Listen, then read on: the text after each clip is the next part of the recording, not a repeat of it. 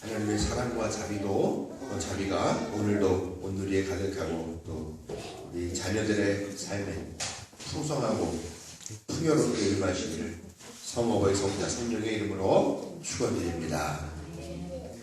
잘들 지내셨습니까? 이제 완연한 가을의 문턱을 넘어선 게 아닌가 생각이 듭니다. 환절기에 저도 막 이렇게 병원에 있으면서 항생제 주사 맞고 그래서 그런가 면역력이 떨어졌는지 자주 감기 치료를 하지 않는데 오늘은 또 이렇게 감기에 걸려서 장난 이쪽이 아니세요? 이쪽이?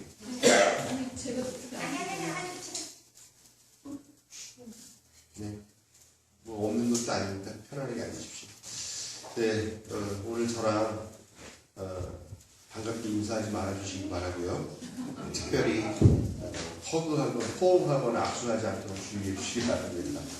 네, 어제 출장을 세종으로 갔다 왔는데 갔다 오면서부터 몸이 으슬으슬하고 콧물이 나는 게 제가 좀 다른 분들은 건강 다 괜찮으신가요?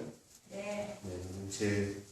제일 많이 회복되신 우리 장로님이 큰 소리를 대답하셨습니다.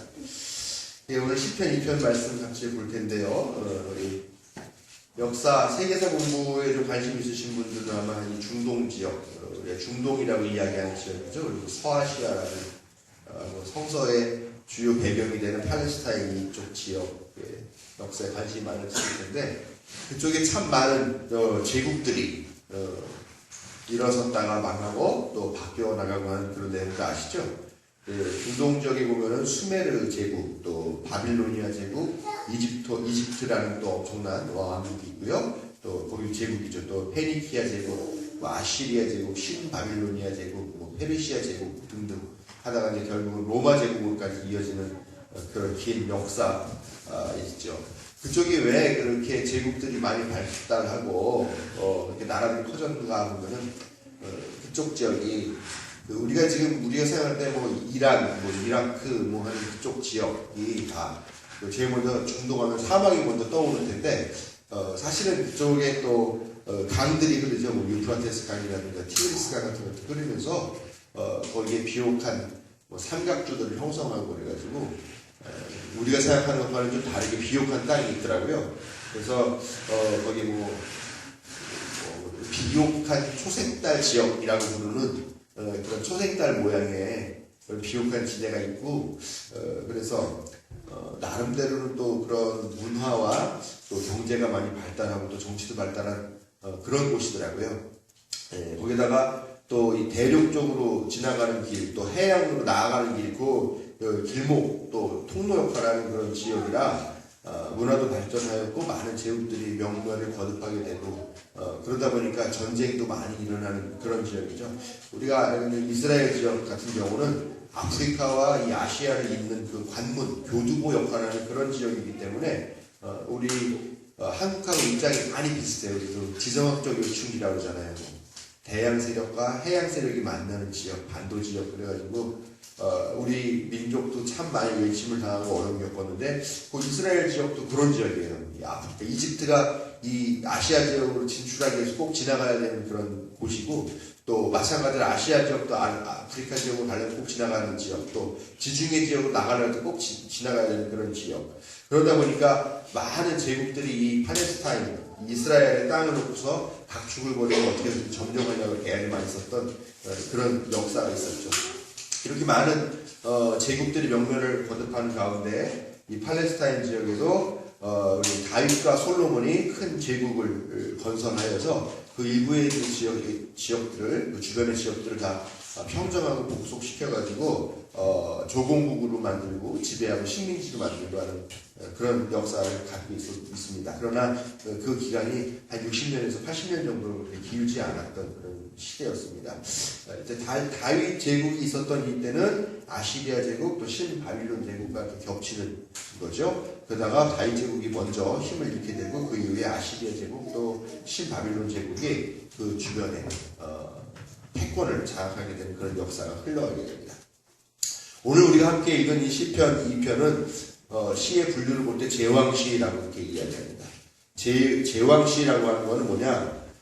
주변에 많은 그 식민지로 이렇게 지배를 당하는 그런 나라들 있죠. 그런 나라들은 다 한 가지 소원이 있다면 뭐냐? 독립이죠.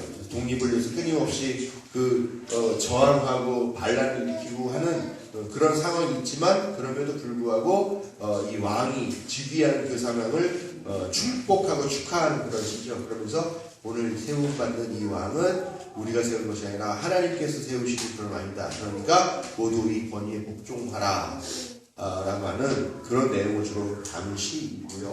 오늘 읽은 시는 특별히 왕이 즉위식을 할 때 그 즉위식에서 낭송되고 노래되는 그런 시였습니다. 그래서 이 시의 왕위는 먼저 이 선지자가 와서, 하나님의 제사장이나 이런 사람들이 와서 머리에 기름을 붓는 그런 행위, 그리고 나서 왕관을 씌워주고, 그 다음에 하나님의 율법을 잘 가까이 놓고 암송하면서 이 율법대로 나라를 통치하라는 뜻으로 율법서를 이렇게 수여하는 그런 행사를 하고요. 그 다음에 이제 하나님이 왕을 세우셨다라고 이렇게 선포를 하게 됩니다. 이런 과정 중에, 이런 즉위식에서 부르는 노래가 바로 오늘 읽은 이 시, 제왕시라고 얘기할 수 있습니다. 왕이 새로 즉위를 한다라고 하는 말이 뭐냐면, 그동안 통치했던 경험이 많은 왕이 죽거나 없어지고 이제 경험이 없는 비교적 젊은 새로운 왕이 즉위한다라는 의미죠. 그러면 그동안 그 나라의 그 제국에 억눌려서 살아왔던 그런 많은 약소민족, 약소국가들은 이 기회에 새로운 왕이 경험이 없을 테니까 우리가 이 기회에 우리가 반란을 도모하고 독립을 꾀하자, 이렇게 운동을 할 수가 있죠. 그럴 때에 이 나라들이 반란을 일으키고 그럴 때 그런 내용들, 그런 역사적인 내용들을 이 시가 반영하고 있습니다. 그러나 결국에는 하나님의 도우심으로 그 저항들을 평정하고 그 제국의 권위를 유지하기를 바란다라고 하는 그런 희망이 오늘 이 시, 또 일반적인 제왕시에 담겨있는 내용들입니다. 이스라엘도 자기네들이 겪었지만, 중동에서 그 많은 나라들이, 많은 제국들이 흥망성쇠를 경험했던 그런 것들을 알고 있기 때문에 다들 대제국이 되고 싶어하는 그런 열망들이 있고요. 또 우리나라가 좀 힘이 세져가지고 우리도 큰 나라가 되고 다른 나라한테 큰 소리 치고 다른 나라를 지배하는 그런 나라가 되고 싶다라고 하는 그런 간절한 열망들이 다 들어있는 것이죠. 근데 이 시기에는 특별히 왕이신 메시아라고 하는 개념의 내용이 들어있습니다. 그게 뭐냐면, 하나님이 이 이스라엘을 다시 일으켜주신다. 옛날에 다윗과 솔로몬 때 우리가 얼마나 대단한 나라, 얼마나 좋은 나라, 얼마나 훌륭한 나라, 힘있는 제국이었냐, 우리가 다시 그 나라로 회복되기를 바란다라고 하는 그런 간절한 열망들이 있죠.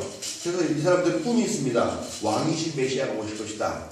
그럼 누구냐? 다윗과 같은 그런 왕일 거다. 긴 칼을 옆에 차고 100마를 타고 와가지고 주변에 있는 나라들 다 쓸어버리고 복종시키고 다시 큰 힘있는 제국을 세워줄 것이다 라고 하는 그런 기대와 희망을 갖고 있는 게 오늘 이 시에 담겨있는 왕이신 메시아의 개념이다라는 거죠. 이럴 때 이런 내용을 담고 있는데, 아무튼 주변의 나라들은 그렇게 어떻게 하면은 이 나라를 다 독립을 해서 우리가 자유로운 그런 국가가 될 것인가 하는 그런 고민들과 그런 내용을 갖고 있죠. 근데 하나님께서는 나는 이 왕을 이 지역에 대비하는 통치자를 세웠다. 그러니까 너희들이 이 복속의 사슬을 끊어버리자라고 그렇게 하는 것은 나에 대한 도전이다. 그렇게 하나님께서 비웃으시고 결국에는 하나님께서 그 왕을 보고 너는 내가 낳은 아들이다. 내가 세운 왕이다. 내가 너에게 이 지역에 상속권을 너에게 줄 것이다 라고 그렇게 선포하셨다 라고 하면서 이 축복의 선언을 같이 하고 있는 그런 시인 것입니다. 즉 하나님의, 오늘 읽은 이 시는 하나님께서 이 왕에게 절대적인 권력을 내려주셨고 승인하셨다라고 하는 그런 선포를 담고 있는 그런 선포를 하는 그런 시이고 노래이다라는 것입니다. 시를 오늘 이렇게 읽고 제가 말씀을 준비하다 보니까 오늘날에는 상황이 좀 많이 다르지 않은가 하는 그런 생각을 해보기도 합니다. 그러나 또 그럼에도 불구하고 또 그런 현대의 상황들이 다르긴 하지만 또 많은 부분이 비슷하다라고 하는 그런 느낌들을 갖게 되는 거지. 뭐냐면 각 나라들이 다 패권을 차지하고자 엄청나게 각축을 벌이면서 다투고 전쟁하고 싸우고 하는 그런 상황들은 오늘날도 상당히 여전하다라는 거죠. 또 하나님께서 승인하시는 그런 대제국을 건설해서 주위를 정복하고 싶어하는 이런 인간의 욕망들, 국가의 욕망들이 이 시에 고스란히 담겨있다는 말입니다. 여러분, 오늘날 제국 그러면 어떻습니까? 우리가 제국주의 그러면은 거기에 대해서 좋게 판단하는 사람들이 별로 없어요. 그렇죠? 왜냐하면 우리 한국 같은, 우리 한민족 같은 경우가 벌써 일제시대에 30몇 년 동안 일제 식민지로서 일본 제국주의의 식민지 생활로 하면서 얼마나 많은 고통을 겪고 그랬는지 모른다는 거죠.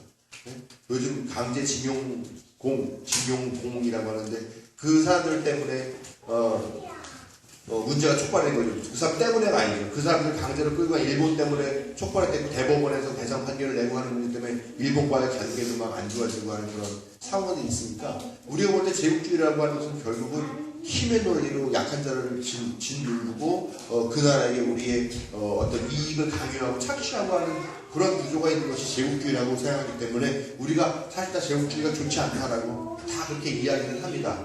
그러나 또 한편은 어떻습니까? 우리가 말은 그렇게 합니다만 사실 세상에 어느 나라가 우리나라는 강한 나라가 되고 싶어 라고 하는 그런 꿈을 꾸지 않는 나라가 세상에 없습니다. 다 그런 나라겠죠. 우리도 툭하면은 애국주의를 부추겨가지고 강한 나라가 되고 그래서 우리가 그동안 일본한테 그렇게 어려운 일을 겪었는데 이제는 그럴 수 없다. 이 기회에 경제적으로나 기술적으로 독립하자라고 하면서 힘을 가져야 된다는 그런 논리를 갖고 있는 것. 제국주의가 잘못된 거지만 그런 좀 패권을 차지하고 싶고 패권을 누리고 싶어 하는 것들이 사실 우리 안에 숨겨져 있는 그런 욕망들이 아닌가라는 생각들을 하게 된다는 그런 것을 보면 이 시가 다른 것 같으면서도 크게 또 다른 건 없는 건 아니라 근데 결정적인 차이점이 하나 있죠. 이 시에서는 하나님께서 세우신 절대 군주 그러면서 권력이 세습되는 그런 왕으로서의 존재를 상징하고 있지만 우리가 지금 사는 세계는 다르다는 거죠. 민주적인 절차를 거쳐서 대의적인 통치 체제를 갖고 있는 게 지금 우리가 살고 있는 이 시대의 모습이다라는 것입니다. 과연 우리가 살고 있는 이 오늘 현대라는 상황, 이 민주적인 절차에 의해서 통치자를 뽑는 이런 시대에 과연 여전히 교훈이 있고 우리가 새겨들어야 될 내용이 있을까라는 그런 생각을 한번 해보게 된다는 거죠. 대통령이나 수상, 그 임기가 정해져 있는 그런 통치자를 지금 우리가 세우잖아요. 아직까지 그렇지 않은 몇몇 나라들 있죠. 가까운 우리 북한이라든가 또 정말 그런 민주적인 절차의 그런 흉내를 내긴 했지만 그러나 끊임없이 세습하고 그 독재를 하고 장기 집권하는 그런 나라들 몇몇 나라를 빼고는 여전히 많이 우리가 민주적인 절차에 의해서 하고 있다는 건데요. 그런데 어쨌건 임기가 정해져 있는 그런 사람들에게 우리가 어떤 정도의 권력과 절대성을 인정하고 우리가 우리의 의지를 부여할 수 있을까 하는 생각들을 한다는 거죠. 더더군다나 우리 한국 같은 상황이나 또 미국 같은 상황도 그렇죠. 계속 민주당과 공화당이 두 거대 정당이 계속 순서를 바꿔가면서 이렇게 통치를 하게 되는 상황인데요. 한국도 그렇지 않습니까? 누가 나쁘다 좋다라고 이야기를 하고 싶긴 합니다만 제가 공적인 설교를 하니까 그렇게 얘기를 할 수는 없겠고 아무튼 그 둘이 번갈아 가면서 통치를 해가는 그런 상황에서 양상이 그렇지 않습니까? 지난 정권에서 야당이 하던 말이 정권 바뀌면서 지금 여당이 그대로 하고 있어요. 상황도 그대로라는 거죠. 또 그때 야당이 하던 말을 지금 여당이 하고 있고 그때 여당이 하던 말을 무슨 헷갈리네요. 네, 아무튼 똑같은 얘기를 지금 반복하고 있어요. 그러면은 어느 한쪽이 좋은 놈이고 한쪽이 나쁜 놈이냐가 아닌데 그렇게 생각할 수도 있겠지만 근데 양상은 비슷하다라는 거죠. 그때 누구를 부속하네 말하네 하는 문제, 지금 누구를 사퇴하라고 하는 문제, 다 비슷한 이런 상황에서도 여전히 우리는 그런 통치자 권력자들에 대해서 그들의 권력을 우리가 인정하고 수용하고 또 그 앞에 우리가 어떤 태도를 취할까 하는 그런 고민들을 할 수밖에 없는 것이 사실이라는 거죠. 이 시와 더불어서 우리 신약성서 로마서 13장 1절에서부터 7절 말씀 보면은 거기에 나온 내용이 그 말이에요. 위에 있는 권세에 복종하라. 그 권세는 하나님께서 세우신 권세다. 그러니까 거기에 저항하지 말아라. 이런 구조를 그래서 세속적인 권력에 저항하지 말아라. 로마 제국에 저항하지 말아라. 네? 또 로마가 세운 또 군공왕 또 그런 왕들에게 저항하지 말아라 하는 그런 의미로 해석이 된다는 거죠.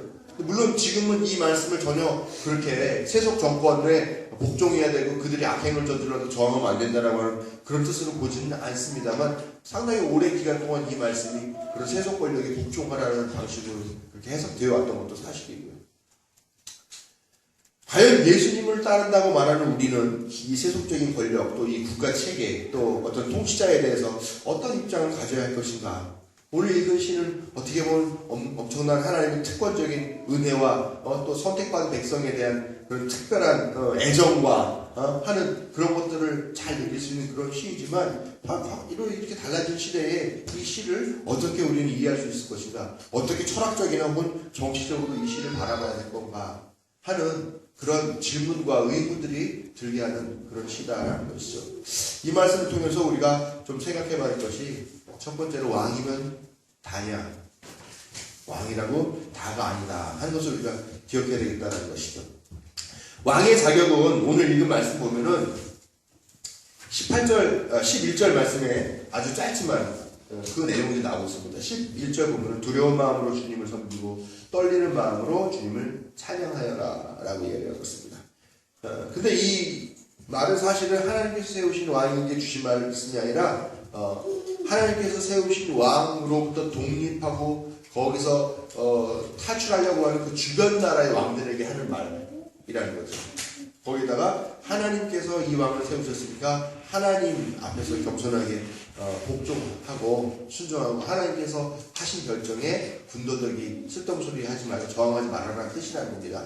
그런데 하나님께서 하신 말씀이 뭐냐면은 하나님을 섬기고 하나님을 찬양하라는 뜻이죠. 그런데 그 주변의 왕들에게 한 말씀이라 하더라도 결국은 하나님께서 세우신 왕도 이 말씀에 해당이 된다는 거죠. 왜냐하면 하나님께서 세우신 왕인데 그 왕이 하나님의 말씀을 섬기지 않고 하나님을 찬양하지 않고 나는 하나님이 세운 왕이야 그렇게 교만하게 한다면 언제라도 그 왕위를 빼앗길 수밖에 없다는 것이 전제가 되겠다는 것이죠.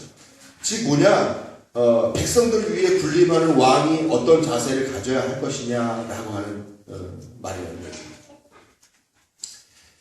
내가 하나님의 세움을 받아서 이 나라를 통치하고 있는 사람이다, 통치하고 있는 왕이라 할지라도 정말로 나 역시도 섬김을 받는 사람이지만 섬겨야 할 분이 계시구나. 그분은 바로 하나님. 내가 많은 백성들을 통해서 그 백성들의 입으로 찬양받는 존재이긴 하지만 나 역시도 전심으로 진심으로 찬양해야 될 존재가 있는데 그게 누구냐? 그것은 하나님 이라고 하는 이 사실을 제대로 깨닫고 인정할 때라야 비로소 참된 왕의 권위를 하나님께 인정받을 수 있다라는 것이죠. 하나님을 두렵게 섬기고 찬양하는 것, 그것이야말로 하나님의 사랑하시는 백성을 통치하는 올바른 왕의 자세와 태도라는 것을 오늘 말씀 분명하게 해주고 계시다는 거죠. 즉 이 말은 한 나라를 통치하는 사람이 자기 잘난 맛을 통치하면 안 된다는 거죠. 하늘 무서운 줄 알고 하늘 두려워야 되는 거죠. 두려워할 줄 알아야 된단 말이죠. 우리 동화에도 그런 말이 나오지만 민심즉천심, 인내천, 인즉천 이렇게 얘기를 하죠. 즉 사람을 어떻게 섬기느냐 하는 것이 하늘의 뜻이다. 사람 보기를 하늘 보듯이 하는 것이 바로 하나님의 뜻이다 라고 하는 이 내용을 분명히 알고 있어야 그것이 올바른 왕과 통치자의 자세다라고 하는 것을 오늘 말씀 통해서 알 수 있다는 것이죠. 족장시대와 사사시대가 끝나면서 가나안 지역에 이제 사람들이 정착을 제대로 하게 되죠. 그런데 이스라엘 족속이 어려운 상대를 만나게 됩니다. 그게 뭐냐면 바로 그 지역에 거주하고 있는 도시국가들, 가나안 도시국가들입니다. 근데 이 도시국가들은 왕을 정점으로 해서 중앙 집권적으로 왕이 중심에 있고 그런 체제를 갖춰가지고 이 하나의 국가가 아주 잘 정비된 그런 나라들이었다는 겁니다. 거기다가 당시에 나왔던 청동기 무기나 철제 무기로 무장을 하고 있어가지고 그런 것들이 제대로 없었던 이스라엘에게는 항상 골칫덩어리였죠. 그러니까 성서의 내용을 보고 많은 분들 설교하는 내용 보면은 뭐 가나안 땅 정복해가지고 여호수아가 쳐들어가서 막 거기 휩쓸고 다니면서 피바람 일으키면서 무슨 절대 강자로 불리는 것 같은데 사실은 그렇지 못했어요. 그 땅에 비집고 들어가서 살기는 살았지만 또 전쟁도 하기도 했지만 그 지역을 완전히 장악하지 못했다는 겁니다. 왜냐하면 그 도시 주위에 있는 도시국가들이 너무 강력했으니까요. 그들과 같이 공생을 하는 그런 상황이었었는데 그러다 보니까 수시로 그들의 침략에 맞서 싸워야 되는데 우리는 체계가 없어요. 왜냐면 12지파식으로 나눠져 있어가지고 지파이면서 또 그 가문별로 나눠져 있기 때문에 효과적인 대처를 하지 못하는 거죠. 그러니까 우리도 이 사람들이 이 가나안 도시국가가 싸우려면 어떻게 해야 될까? 우리도 국가가 있어야 되겠다. 국가가 있으려면 뭐가 있어야지? 정체는 왕이 있구나. 그러니까 우리도 왕이 필요하겠다라는 생각을 하고 이 지파의 우두머리들이 사무엘 당시에 그 예언자에게 찾아옵니다. 찾아와서 뭐라고 그러냐? 우리에게도 왕을 세워주십시오. 지속적으로 와서 하니까 사무엘이 하나님, 이 이스라엘 백성이 이제 하나님을 왕으로 세우는 게 싫답니다. 사람을 왕으로 세워달라는데 어떻게 할까요? 라고 하니까 하나님께서 야, 가서 이 말을 그대로 해줘라 라고 얘기를 하시는 게 바로 사무엘상 8장 11절부터 20절까지 있는 말씀이에요. 한번 이 말씀도 한번 같이 한번 읽어볼까요? 뜻을 잘 생각하시면서요. 읽어보겠습니다. 당신들을 다스릴 왕의 권한은 이러합니다. 그는 당신들의 아들들을 데려다가 그의 병거와 말을 다루는 일을 시키고 병거 앞에서 달리게 할 것입니다. 그는 당신들의 아들들을 천부장과 50부장으로 임명하기도 하고 왕의 밭을 갈기도 하고 곡식을 거두게 하기도 하고 장비도 만들게 할 것입니다. 그는 당신들의 딸들을 데려다가 향유도 만들게 하고 요리도 시키고 빵도 굽게 할 것입니다. 그는 당신들의 밭과 포도원과 올리브 밭에서 가장 좋은 것을 가져다가 왕의 신하들에게 줄 것이며 당신들이 준 곡식과 포도에서도 열매 하나를 거두어 왕의 관리들과 신하들에게 줄 것입니다. 그는 당신들의 남종들과 여종들과 가장 뛰어난 젊은이들과 나귀들을 끌어다가 왕의 일을 시킬 것입니다. 그는 또 당신들의 양떼 가운데서 열의 하나를 거두어 갈 것이며 마침내 당신들까지 왕의 종이 될 것입니다. 그때에야 당신들이 스스로 택한 왕 때문에 울부짖을 터이지만 그때에 주님께서는 당신들의 기도에 응답하지 않으실 것입니다. 하나님께서 사무엘을 시켜가지고 이스라엘 백성에게 말해라. 니네들이 원하는 이 왕이라는 존재의 실체가 이런 거다라고 이야기를 하라고 하신 말씀이 바로 오늘 읽은 말씀인데요. 어떻습니까? 여러분 좀 동의가 되십니까? 안 되십니까? 결국 왕이라고 하는 것은 제도적으로 공인받은 백성을 착취하는 그런 구조이고 제도다라는 거죠. 하나님은 그걸 분명히 말씀하신 거예요. 하나님의 인정을 받아서 왕이 된 솔로몬 왕, 이 왕도 두려운 마음으로 하나님을 주님으로 섬겨야 되는데 그러지 않았죠. 떨리는 마음으로 하나님을 찬양해야 되는데 그러지 않았어요. 자기 잘났고 자기 교만하고 이방신들 막 들여오고 그렇기 때문에 그가 일반 역사에서는 높은 평가를 받고 뭐 지혜의 왕이다, 뭐 지식의 왕이다, 뭐 그가 지은 성전이 엄청나고 화려했다, 뭐 이렇게 평가를 받을지 모르지만 그 신앙적인 면에서는 결국 이스라엘을 분단시키게 되는 그런 원인자가 되는 그런 존재였다라는 것이죠. 오늘 신명기 17장 말씀을 또 15절부터 17절의 말씀인데요. 이 말도 한번 같이 한번 읽어보겠습니다. 당신들은 반드시 주 당신들의 하나님이 택하신 사람을 당신들 위에 왕으로 세워야 합니다. 당신들은 결의 가운데서 한 사람을 왕으로 세우고 같은 결의가 아닌 외국 사람을 당신들의 왕으로 세워서는 안 됩니다. 왕이라 해도 분만을 많이 가지려 해서는 안 되며 분만을 많이 얻으려고 그 백성을 이집트로 보내서도 안 됩니다. 이는 주님께서 다시는 당신들이 그 길로 돌아가지 못한다고 말씀하셨기 때문입니다. 왕은 또 많은 아내를 둠으로써 그의 마음이 다른 데로 쏠리게 하는 일이 없어야 하며 자기 것으로 은과 금을 너무 많이 모아서도 안 됩니다. 이건 뭐 왕을 꼭 그렇게 15절 보면 왕을 세워야 한다고 그랬는데 꼭 왕을 세워야 한다는 얘기 아니라 너네가 나중에 왕을 세우기를 원한다고 한다면 이렇게 세워야 된다라는 뜻을 주신 말씀이었습니다. 미리 해주신 말씀 같죠. 가나안 땅에서 너희가 앞으로 들어가서 차지할 땅에서 왕을 세우게 된다면. 그러나 사실은 그런 내용이 아니라 훨씬 후대에 쓰여진 내용이고 그것이 시대적인 자리만 앞쪽으로 간 거예요. 이 말씀을 보면서 느끼는 사람이 있습니까? 떠오르는 왕이 있습니까? 혹시? 솔로몬. 군마를 많이 갖고 아내도 많이 얻고 자기 재산도 엄청나게 많았고 뭐 부귀와 영화를 누린 왕 솔로몬의 왕 이야기다라고 하는 거죠. 이렇게 왕으로서 갖고는 그런 이 금기사항들을 했지만 솔로몬이 선을 넘어섰죠. 거기다가 백성들이 얼마나 많이 이 솔로몬이 벌인 대공사에 끌려가서 강제 부역을 했느냐라는 겁니다. 그래서 오죽하면 솔로몬이 죽자마자 다음 왕이 와서 제발 솔로몬이 한 것처럼 우리를 그렇게 너무 심하게 부려먹지 말아주세요라고 그렇게 요청을 했다는 것이죠. 하나님이 세우신 통치자는요, 하나님이 세우셨다 아니면 그 누가 세우셨다 하는 그 누가 세웠다는 사실의 중요성이 있는 것이 아니라 정말 그 왕이 얼마나 하나님께서 기뻐하시는 뜻을 따라 하나님의 백성들을 섬기고 주로 행복하게 살도록 하느냐 하는 것이 더 중요하다는 이야기입니다. 예수님에 대한 해석이라고 우리가 이야기되는 부분이죠. 오늘 읽은 말씀 보면은 내가 너를 낳았다, 내가 오늘 너를 낳았고 뭐 이런 말씀이죠. 몇 절에 있습니까? 6절에 있죠. 아니죠. 7절에 있죠. 너는 내 아들 내가 오늘 너를 낳았다. 내가 너에게 이 문나라를 유산으로 주겠다 라고 하는 말씀이 나오는데요. 아니 하나님이 이 말씀이 예수님에 대한 예언이라고 이제 신약에서 해석을 합니다만 이 구절도 예수님이 하나님께서 원하시는 그런 선한 통치 그런 모습들 전적으로 그런 것들에 부합되는 그런 삶과 그런 죽음을 보여주셨기 때문에 이 말씀이 예수님께로 가져다 해석된 말씀이죠.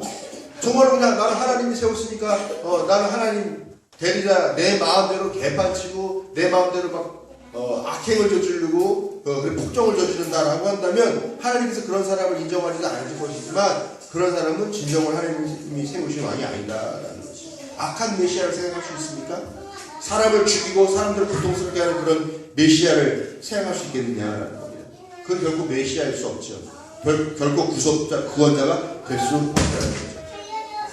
그런데 로마 황제는 그랬지 않습니까? 자기가 구세주라고 자칭을 하지만 얼마나 많은 사람들을 죽이고 피바라는 그 일대를 다 그렇게 공포에 몰아넣었습니까?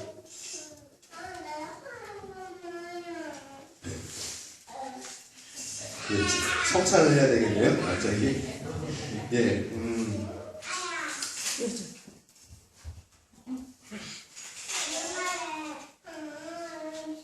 왕은 오직 하나님이다 라고 하시는 것이 이스라엘 백성이 있어서 기본적인 원칙입니다. 왕은 누구냐? 오직 하나님. 그러나 원해서 사람을 하나님 대신에 통치자로 세우려면 어떤 사람을 뽑아야 되냐? 하나님의 뜻을 제대로 따르는 사람을 왕으로 세워야 된다. 그런 사람을 통치자로 세워야 된다는 겁니다. 지금 우리는 달라진 시대를 살고 있습니다. 어떤 통치자가 하나님이 세운 통치자일까 잘 봐야죠. 하늘 무서운 줄 모르는 교만한 사람, 하나님의 뜻을 따라 사랑하는 사람이 아니라 폭압과 억압, 또 폭력, 공포로 통치하는 그런 사람, 또 치력을 중시해서 국민들을 동원하고 세금을 쥐어짜는 그러면서 대공사를 벌이는 또 대행사에 집착하는 그런 사람은 결국 하나님께서 통치자가 아니에요. 감리교회도 감리교회 최고 지도자를 감독회장이라고 그러죠. 근데 이 감독회장도요, 꼭 보면은 자기 임기 2년 혹은 4년 동안에 뭔가 큰 거 하고 싶다라고 해가지고 무슨 대회를 해요. 전 각지에는 모든 감리교인들을 다 모아가지고 하는 무슨 그런 무슨 전도대회, 무슨 100만 전도운동, 300만 전도운동, 위대한 감리교 대회, 이런 거를 하는 거예요. 해가지고 체육관에다가 그냥 사람을 가득 모아라 거기서 행사 하면서 선언 하나 하고서 이런 사람들이 교계에도 있는데 정치계에는 또 얼마나 많이 있겠습니까? 겉으로는 그럴듯하죠. 네? 이 서울시를 하나님께 바칩니다. 성시와 선언하는 막 얼마나 그럴듯합니까? 그러나 그 내면에는 다른 계산이 있는 사람도 얼마나 많습니까? 하나님을 주님으로 섬기는 사람이 아니죠. 악한 선동하면서 국민들 몰고 다니는 사람들이 있습니다. 그런 사람들이 정당이라고 합치고 거기에서 대통령 후보자 낸다고 하고 이런 일들이 지금 벌어지고 있습니다. 역시 하나님 섬기는 거 아니죠. 주님만 찬양하는데 물질적인 풍요로 사람들 막 부자 될 거야, 우리 요트도 타고 다닐 거야 막 이러면서 부추기면서 하는 마찬가지로 하나님 손이 이게 아니죠. 우리가 제대로 뽑고 제대로 선택해야 된다는 겁니다. 누가 하나님께서 기뻐하시는 그 길을 가고 있는 사람인가? 누가 하나님의 뜻을 따라서 사랑과 섬김의 정치로서 하나님의 백성들을 풍요롭게 할 것인가? 또 건강하고 건전하게 할 것인가? 제 개인적인 생각으로는요, 기독교인은 애국자가 되면 안 된다고 생각합니다. 저는 그래서 태극기 성족이 다윗의 그 깃발 들고 다니는 딱 실색이에요. 여러분, 왜 우리가 애국자가 되어야 됩니까? 내가 이 땅에 이 나라에 태어나고 싶어서 태어났습니까? 이 나라가 뭐 나를 공짜로 먹여주고 키워주고 재워주고 합니까? 가르쳐주고. 여러분, 애국자는 뭡니까? 국가를 사랑하는 사람이에요. 하나님을 사랑하는 사람이 아닙니다. 여러분, 국가라는 것이 얼마나 악해질 수 있습니까? 우리가 길게 보지 않아도 우리 지난 2차 세계대전 같은 것만 봐도요, 그 독일 사람들이 또 독일 교회가 완전히 미쳐가지고 국가사랑, 애국주의로 다 빠져가지고 히틀러의 농간에 놀아났습니다. 그러면서 그걸 애국이라고 생각을 했죠. 일본의 군국주의, 이태리의 군국주의 같은 경우도 어떻습니까? 국가라는 건요, 언제 어떻게라도 쉽게 어리석어질 수 있습니다. 국민도 거기에 따라 놀아날 수가 있는 겁니다. 역사를 보면 애국이라는 미명하에 얼마나 많은 사람들이 그 어리석은 선택을 했는지 모르죠. 많은 사람들이 애국이라는 미명하에 다른 사람들을 핍박하고 다른 사람에게 고통을 안겨주고 심지어 다른 사람들의 목숨을 빼앗는 일조차도 애국주의라고 하는 그 미명하에 자행이 되었다라는 겁니다. 지금 한국에서 얼마나 많은 사람들이 애국자라는 미명하에 국기 흔들고 다니면서 그런 일들을 벌이고 있습니까? 한마디로 어리석은 일이죠. 국가는 언제라도 오늘 읽은 말씀들처럼 착취 기간으로 그렇게 변질될 수 있는 게 국가예요. 너희는 먼저 그의 나라와 그의 의를 구하라 라고 말씀하시죠. 여러분, 예수 믿는 사람은요, 대한민국이나 아메리카 합중국이나 중화인민민주주의공화국이나 뭐 이런 나라의 애국자가 되어서는 안 되고요, 하나님 나라의 애국자가 되어야 되죠. 바로 하나님 나라의 국민이 되어야 되고 그 나라에 애국하는 그런 존재들이 되어야 된다는 것입니다. 여러분, 하나님 나라의 가치와 이 세속의 나라의 가치가 얼마나 많이 부딪힙니까? 예? 자본주의를 대부분 나라가 채택하고 있지만 자본주의는 돈 많은 사람이 최고로 그러잖아요. 돈 많은 사람은 계속 자손 대대로 다 돈 많으면서 떵떵거리면서 권력 갖고 교육받으면서 그렇게 살고 있습니다만, 돈 없는 사람들은 평생 그 사람들의 뒤나 닦아주는 그 사람들의 기업을 버티는 그런 노동자로서 살 수 없고, 이런 것들이 일반적으로 자연스럽게 받아들여지는 그런 세계, 그런 국가라는 거죠. 그러나 하나님 나라는 결코 그렇지 않습니다. 하나님 나라는 국경이 없습니다. 계급이 없습니다. 예?